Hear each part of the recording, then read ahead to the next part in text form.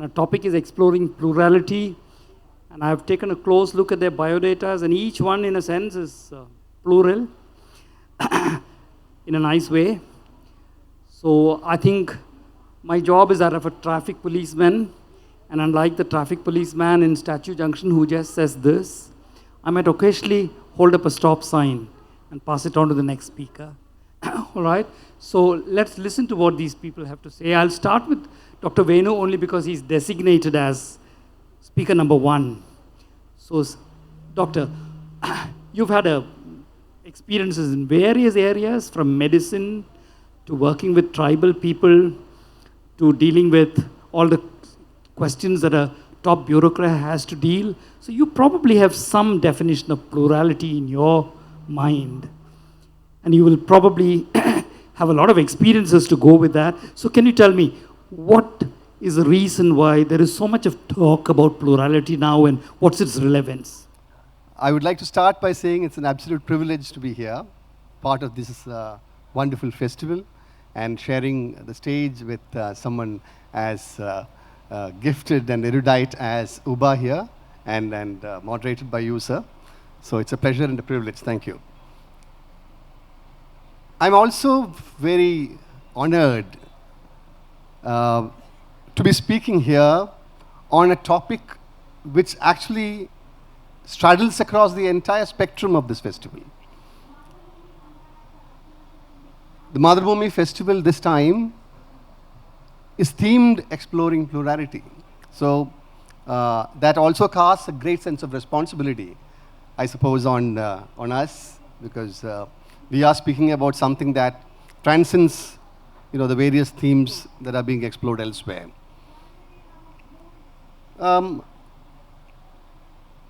I would like to start by talking about how I've experienced plurality, and then probably trying to arrive at, what plurality means to me. I come from a family which was already a migrant. They were already a migrant family. They had moved into one town, casting off their roots in their villages. And when I grew up, this whole point of trying to get connected to both these kinds of worlds had raised very interesting questions in my mind. Interesting today, but very disturbing earlier. Of two regions speaking two different dialects, two groups of people looking at the world very differently, the village interacting with each other and with others and with neighbors in a particular way, and in the city a completely different way. So all these, to my mind, gave me this idea that we cannot look at the world from a single perspective. We can't define the way we live in this world from a very singular perspective. When I went to the village, when I became part of the village, and in that village I became, although I was still considered an outsider, since I had roots there, the village accepted me as one of them. But I also then had to understand the nuances and the dynamics of the village life. And there I found the whole question of being plural, understanding differences, appreciating the differences between us. In the villages, traditionally, there are different kinds of hierarchies. And those hierarchies determine the way we interacted with people. Moving into the city, where I grew up mostly, these were irrelevant, because my parents also took a lot of pains to provide us an environment where the differences between humans, caste, creed, the language, didn't matter or should not matter. And that was an important learning for me. So from there, if you look at how I've studied in Kerala, I've worked in Delhi, I've spent time abroad. In those different environments, I think these learnings from very early brings me to this point, about plurality, which I carry all the time with me, which I think is respect. That one word defines plurality for me. We are all different, all of us. Each of us are different from each other. I am different from you. We are different together from somebody else. We speak different languages, wear different dresses. Look at us, Ubah wearing her traditional costume, I'm wearing my traditional dress, and you're wearing something that all of us relate to. So plurality to me is not merely the celebration of what is different between us, but the respect that we give each other, however different we are. Thank you very much. I think there's a key point there. That word respect covers it all. If you could give each other respect, I think we'd be living in a very different world. The kind of respect that you have in mind, and which I think would make a wonderful glue to bring together people who are very different. Ubah represents plurality in all senses of the word. If you look at her biography, it's amazing. So I'll just toss this question to her. Ubah, tell us about your background, because many in the audience may not know it. I've done a little bit of homework. Tell us about that, and tell us what your definition of plurality is, please. Yes. Thank you so much. I'm very honored to be here. Yes, Ubah is a little jet-lagged. Yeah, no, but I'm very yeah. I just arrived in Kerala. It's my first time here, and I'm Somali Italian, as you heard. I was born in the early 70s in Italy, Verona, and there is a reason why it really resonated to me what you said about plurality. Starting by respect, this is the word for me as well. So I was born in Verona because the part of Somalia where my father comes from was colonized by Italians. So I think as many previous countries that have been colonized by Europe, he was granted a scholarship. So he went to Verona and met my mother at university. Verona is a town which is in the northeast of Italy and is well known because of a Shakespeare drama, which is the Giulietta and Romeo. Yes, Giulietta, this love story that was celebrated by the British, dramatist. And I was born there, but very early, when I was 2, my father decided to go back in the country because that was the feeling that this generation of men had at the time. They wanted to study and go back to the country because the country had just been, there was the independence fights, and they just wanted to contribute to the country, to Somalia. So I was raised in Mogadishu. My mom followed my father, and she was a young student at the time. She was in her 20s. And it's very interesting because somehow I had a white mother who represented, historically, she was the colonizer, because she was white, she was Italian, but at the same time I saw her in her vulnerability because she didn't speak the language. She was a young woman in a very patriarchal society, and from a very early age I started translating for her because my father and all the people that had the opportunity to study, they usually speak Italian, but at the market, with all the ordinary, the everyday life was in Somali. So this kind of rule of translating for her, and you know that plurality and translation are very related because translation is not something that we do mechanically. There are also cultural connotations. So sometimes translating from Italian to Somali or the opposite way was not always easy because there are some things that you cannot say in Somali in the same way that Italians say, and also the other way around.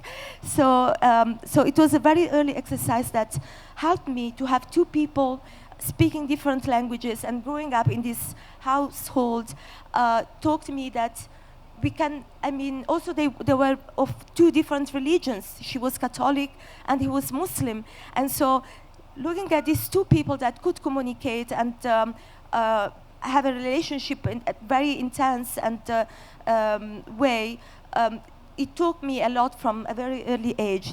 So what happened then was that I left Somalia when I was 18 in the early 90s, because in Mogadishu there was a civil war. We had a dictatorship for more than 20 years, and so I left Somalia and I lived in Hungary just in the early 90s. That that was just the ending of the Soviet and bloc. The world had been divided by this kind of superpowers, and you could feel that. And then I went to Italy.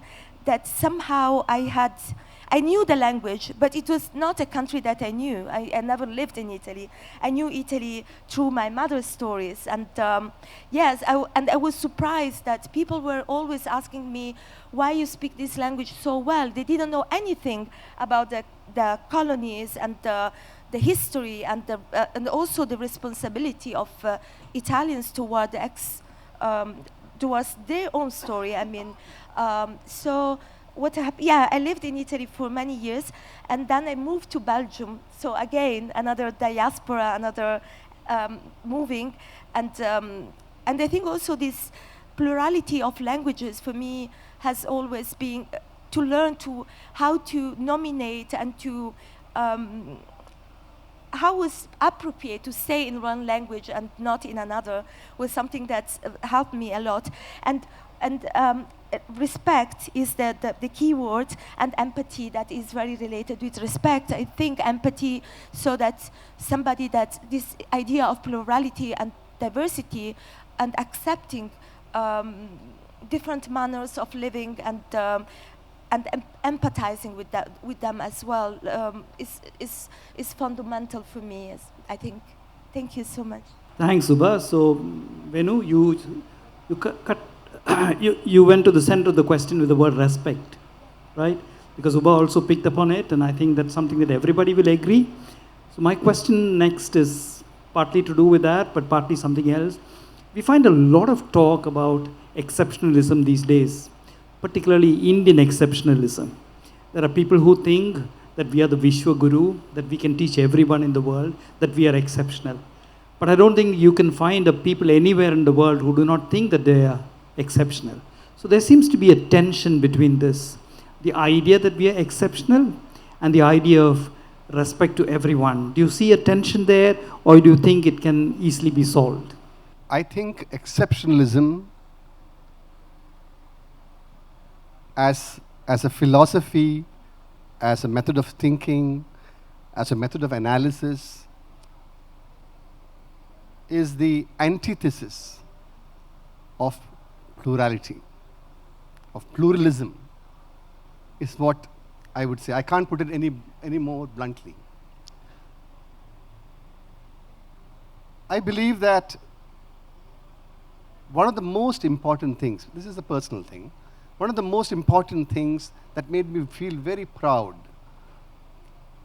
of being born into this country was this value that was instilled into me practically from birth, practically from the time one is born, of how this is a land populated by very different kinds of people who speak different languages, who wear different clothes, who have different cultures, who pray to different gods, who eat different things. And what set us unique was the fact that we could accommodate this and more in this great country of ours. I think this was not deliberate messaging. It was not deliberate propaganda. It was part and parcel of all that you saw, heard, felt around you.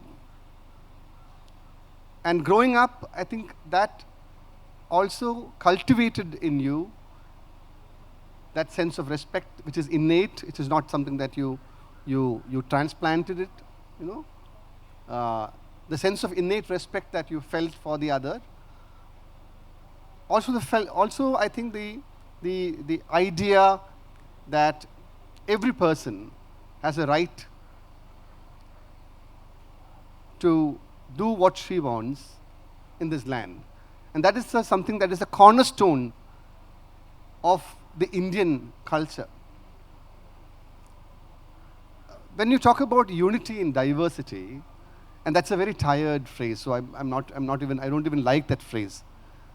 But I think the point that is trying to be made was that India is a land of major contradictions, right?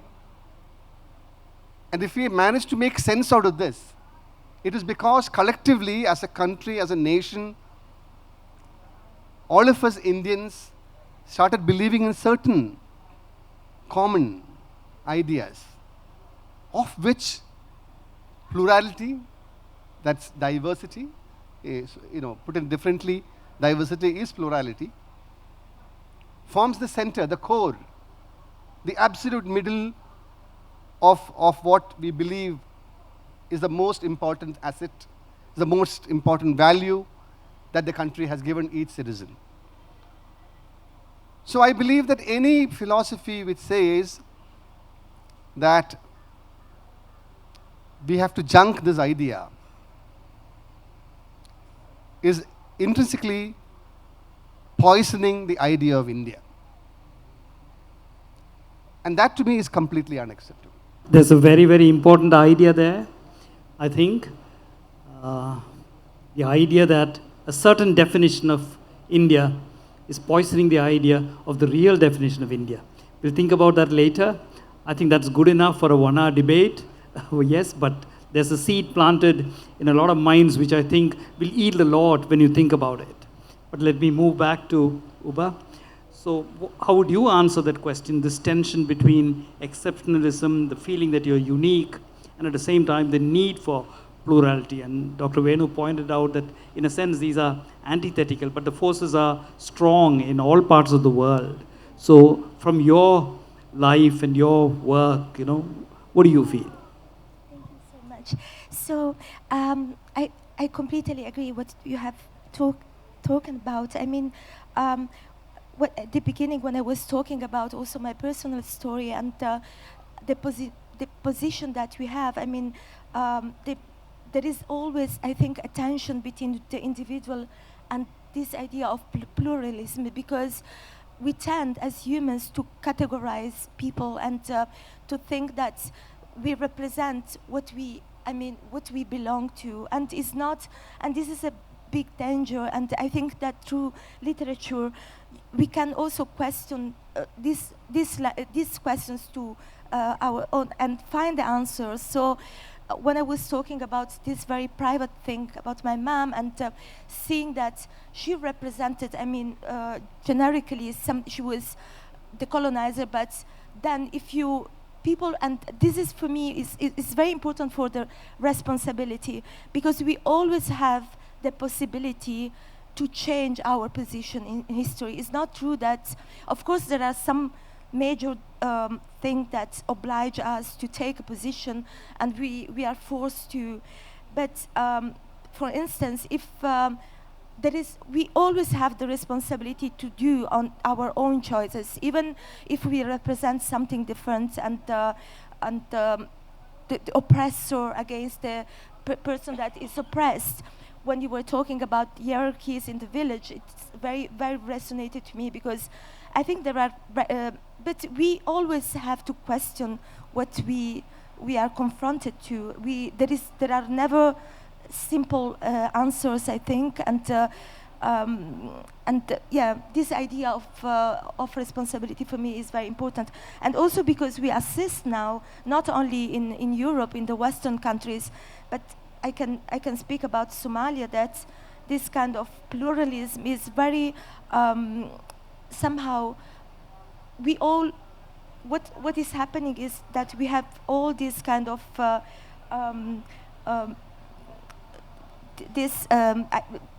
people are relating more and more to religions, to positions that are more and more radicalized and have nothing to do with culture. So for me, culture is very specific in a certain sense, but it's also always universal. So I think that we could use Somali or Indian epics to interpret also a very different, environment, because culture always asks, and literature and medicine, we are all humans, so we all try to find a medicine, a telling, an explanation for our life. And we can be different, we can eat different things, speak different languages, but these basic needs are universal. So I think that plurality is always finding using the particular and the very specific culturally for the universal meaning.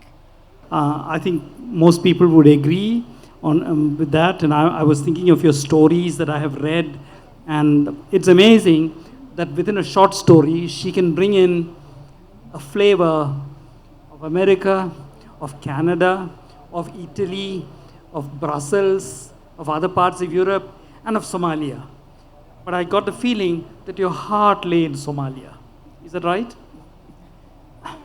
Yeah, it is right also, because I think that as my father too, I mean, my formal education has been in Italian, and my mom was Italian. So I went to, this is something that I think you know very well. So I studied Italian classics, Dante, Italian literature, and everything. Also the geography course was all centered on Europe, but I was living in Somalia, and we weren't taught the poetry, and I could learn it from the elders or from the stories of my of other women or so on. But I didn't have a formal education in Somali. And after the war, what happened was that I had this not nostalgia, but I couldn't go back to the country. So I thought, I was trying to find answers of what was happening to Somalia,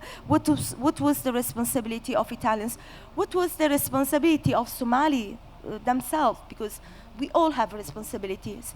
And so I started doing the PhD, in fact, and studying the Somali culture and working on this oral history for peace building, because I really wanted to go deeply in something that I knew because I was raised in that country, but I hadn't the possibility to learn. I mean, Somali was a language that was written in the 70s, 72, officially. I mean, but has a very strong poetic tradition. I mean, literature is considered, it's called the land of bards, because being a poet is considered the main, status that somebody can have, and they're very esteemed poets, and they say that poetry can cause either peace or war. So the importance of words and poetry is very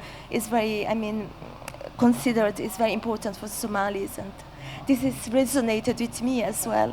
Yeah.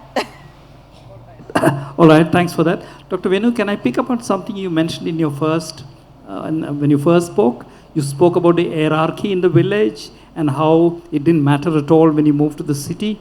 That's a very, very interesting comment, because sociologists will tell you that perhaps is the key to understanding the last 7,000 years, the idea of an hierarchy. That disappearance of the hierarchy in the city, do you think it's a feature of city life, or do you think that it is coming back, not just to the village, but also the city in India? If migration to cities could erase caste hierarchies, then I wish the entire country became urban, but that is not to be so. When I talked about the hierarchies which were not felt, I was making a personal statement, the sense that the hierarchical structures that would be very visible in a village, but not so visible in the city. Not so visible, but still present. But later, it took me time and inquiries outside my family, all that, to understand that the underlay of these differences of caste, of religion, these perhaps were not very overt in the city, but certainly people actually brought these from the villages into the towns as well. I would like to talk about my time in Delhi, for instance, where I could interact with people from very different backgrounds. And I found that city life or education or a higher economic, higher incomes, these were not necessarily factors that will erase these hierarchies from your mind. Okay, not necessarily. Not necessarily. In a city where one does not even understand, another person's background, caste, religion, because we all dress the same, we all, work in the same environment. Even in these places, if you believe in these, if you bring these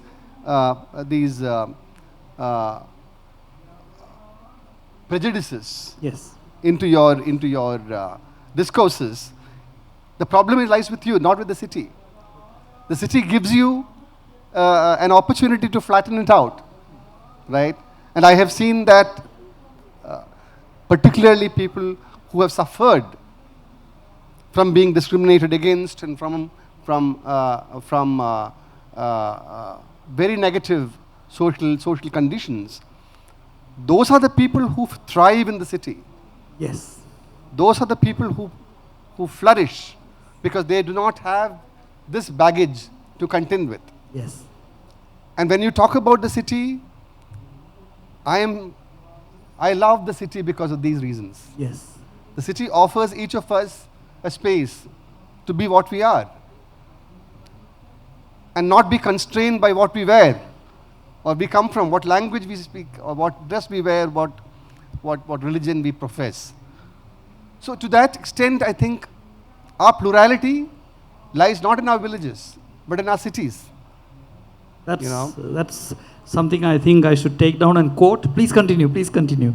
Yeah, because it's an amazing point in Kerala where everybody, probably all of India, I don't know about Somalia, where everybody waxes eloquent about the values in the village and the horrible things they're almost like Wordsworth in the cities. This comes as a revelation. Please go on. I believe from the perspective of discrimination, from the perspective of rigid hierarchies, particularly in caste, I believe that the city is a great leveler. Okay. Right? I believe the city offers opportunities which were not available to these sections of people. And I also believe that the city offers us the privacy and the space, Yes. not in the spatial way, but personally, to explore what we are. And those opportunities are denied to people who are stuck in a very small ecosystem Yes. of their villages. Yeah. Oh yes. Thank you very much for that. I think it's a point well made, and it's a point that people need to think about. Thank you very much for that. So Ubah, in your case, you've lived in various places, and have you felt that at any place it's more helpful for plurality than in any other place? Thank you so much for what you said about this kind of tension, because it's very interesting. Because the very early, I'm talking about the books the literature maybe that I know more, but you can enlighten me with other books. But it's very interesting because the very early novels from post-colonial African writers, one of the themes were always the moving from the village to and this tension from the village and the city, which represented something very dangerous from everybody's own identity. And there is a novel that is called from Nuruddin Farah, where the protagonist is called Ebla. And in my last novel that I have written, it's an homage, a tribute to this writer, and they took this woman, and he's the first one basically who has a woman, a she character, because usually it's always a man who lives the privileges or the hardship of the village and went to the country. And this woman is, she's basically escaping from a forced marriage. And in the city, of course, she's challenged by many things, but at the end, she finds her way because of this kind of acceptance. And of course, there are dangers, but more space to. And for me as well, growing up, Mogadishu was a very cosmopolitan city. There was Nuruddin, by the way, studied in India. There were Indian communities, a lot of cultural things. I was talking about growing up with Bollywood films in the 70s, 80s, and the dresses, the food. We have many food related to. We are just in front of Kerala, by the way, geographically. So there is this link with the Indian Ocean, and people from Italy, people from Yemen. So there was this plurilingualism as well, and the language was captivating all these words. And then I moved to Rome, which is a metropolitan city, and of course, there is a danger in this kind of tension between small places and bigger places, but a lot of possibilities as well. But you have to learn also to navigate these spaces. Yeah. Yes, we need to navigate quite a bit. My last question to both of you is this. I'll frame it with a quotation, all right, more of a paraphrase. It's from E.O. Wilson, the zoologist, and remember, he's a man who coined the phrase biodiversity, and I think all the conversation about diversity, in a sense, springs from what he said. So his quotation is this, this is what he said. He said that we think like Stone Age people, we have medieval institutions, but unfortunately, we have 21st century weapons, all right, which I think speaks a lot about what is happening now. So in that situation, how healthy do you think is the future going to be? I have great apprehensions about this fundamental idea of India. Okay. As a pluralistic, heterogeneous,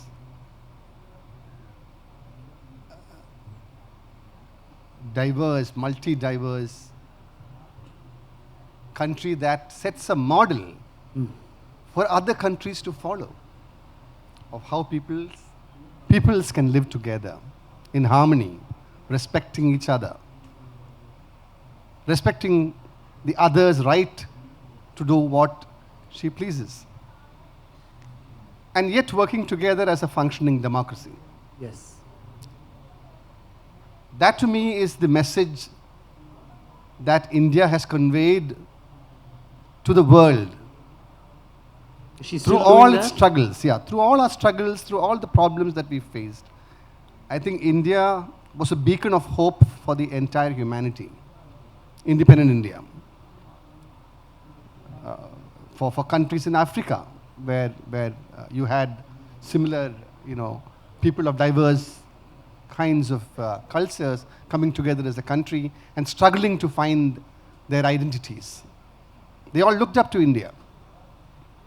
And they still do. Because of the fact that we've managed to make sense out of the seemingly confusing and diverse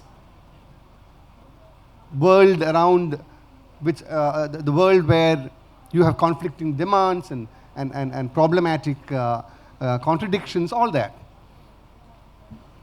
Well, if you remove that from the idea of India, what else is left? So for the future, I believe this is a time which is very critical, when there is a movement to paint all of us in the same brush, in the same color. Uniformity as opposed to plurality. The same color, yes. To paper up, to completely cover up all our diversities, differences, to say that subcultures are not valuable at all, Or less to impose the same language, to say that certain things have to be done this way, to encroach into our kitchens and tell us what to eat, Yes. to say that what we think and what we do should be according to a greater standard, to have our laws and our systems weaponized in order to suppress dissent. I don't think that's the India I want to live in. I think that's a splendid answer, and I think it deserves a round of applause. I'm a teacher, so I'm always telling people what to do and what not to do, only till the end of the class. All right, so I find a lot of inspiration in that. I'm reading between the lines, and I think it's a very powerful thing to say. Thank you for saying it so clearly and so precisely. All right, so Ubah, a question for you that I can't ask Dr. Venu. Your work in your life reminds me, at least superficially, of Ayaan Hirsi Ali. Have you thought of that? And yes, Ayaan Hirsi Ali, she's the Ethiopian who had to take refuge in the Netherlands, became a member of parliament there, but was sent off and is now in hiding in America. Yes.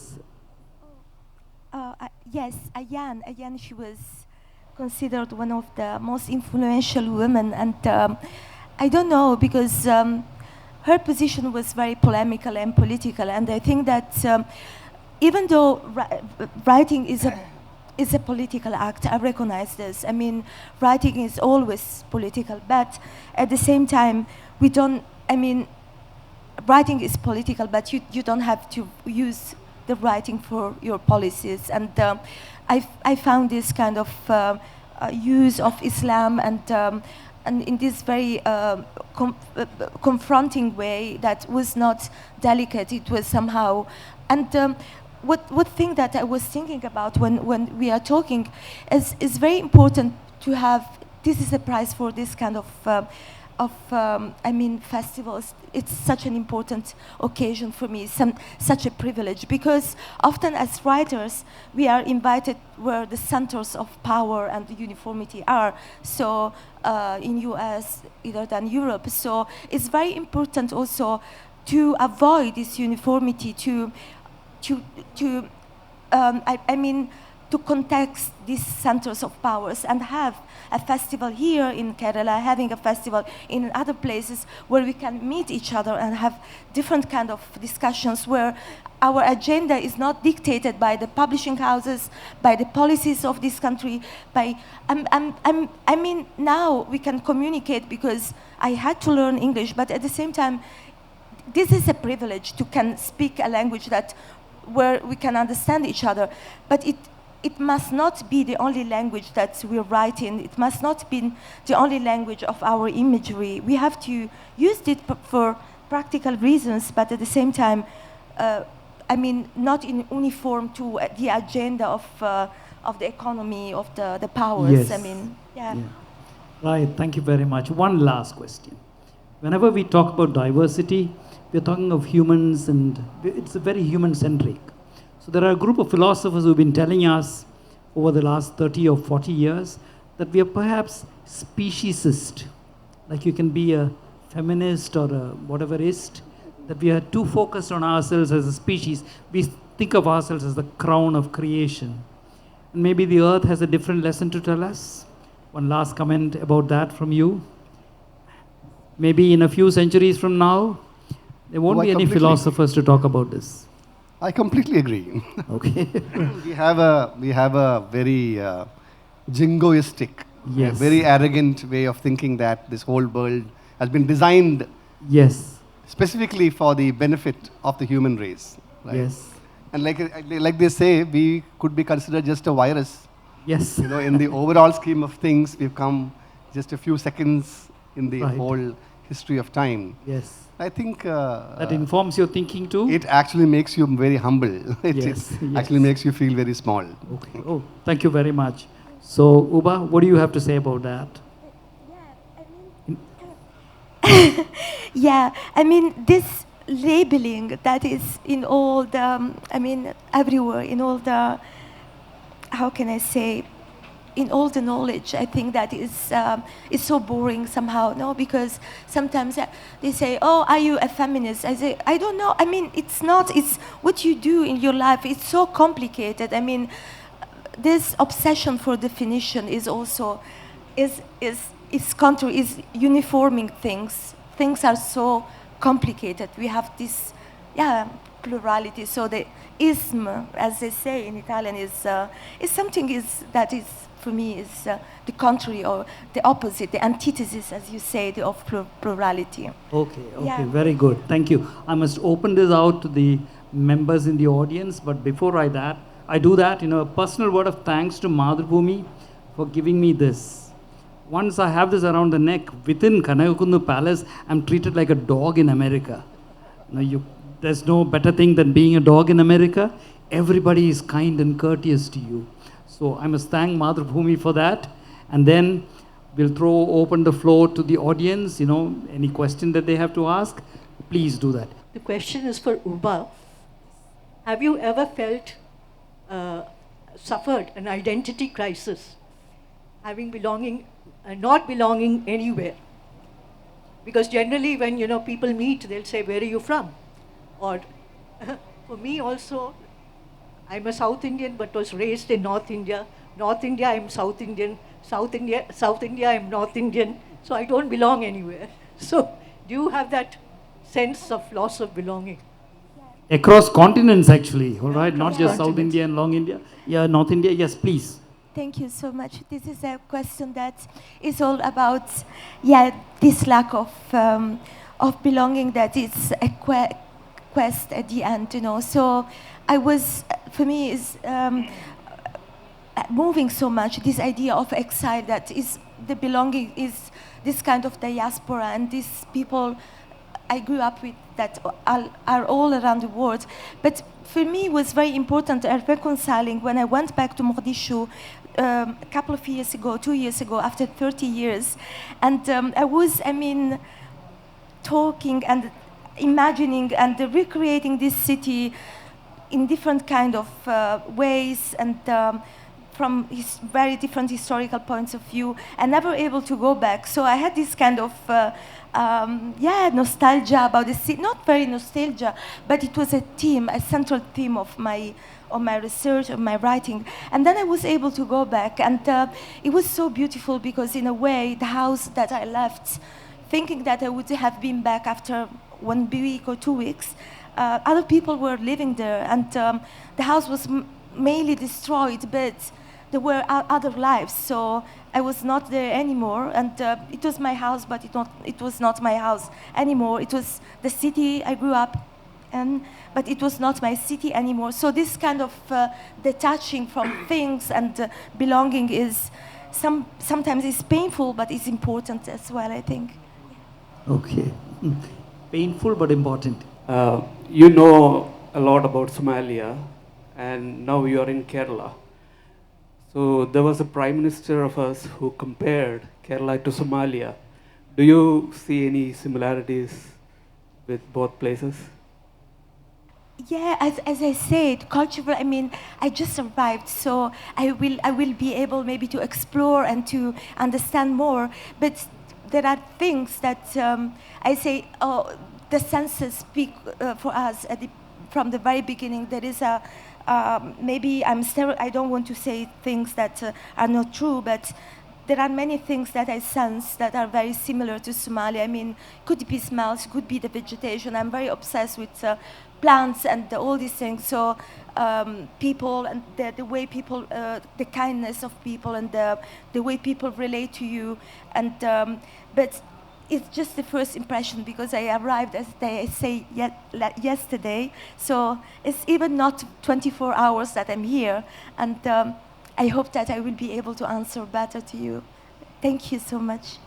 Yeah, it just entered my mind that there's a tree that we are all devoted to. It's a tamarind tree. All right? We think of it as very native, and we are fond of it.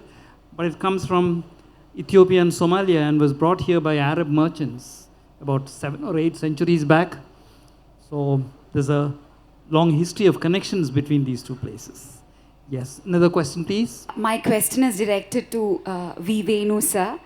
As a person who had held the echelons of power, I have a very interesting question to ask, I think, which is how do we resist being painted in one color?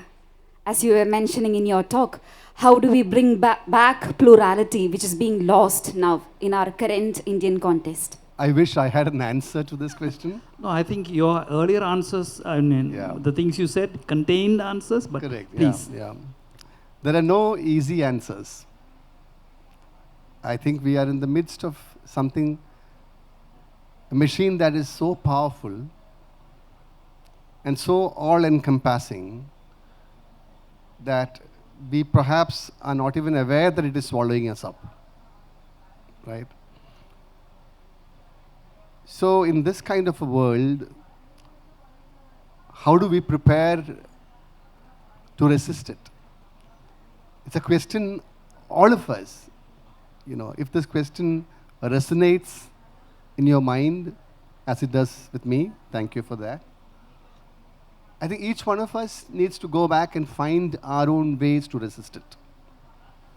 Resistance is not merely about casting a political vote, right? It is about speaking up. Your silence becomes a license. The more people are silent about things that they are not comfortable with, the more people say that it's not my problem, it's somebody else's problem. You are also becoming part of the problem. If people spoke up, if opinions are raised, if in our family gatherings, in our social gatherings, in our workplace, we talk about this and we voice our opinions without each of us individually doing this, will create this great wave of resistance. I'm not even sure whether that is going to be adequate to withstand this.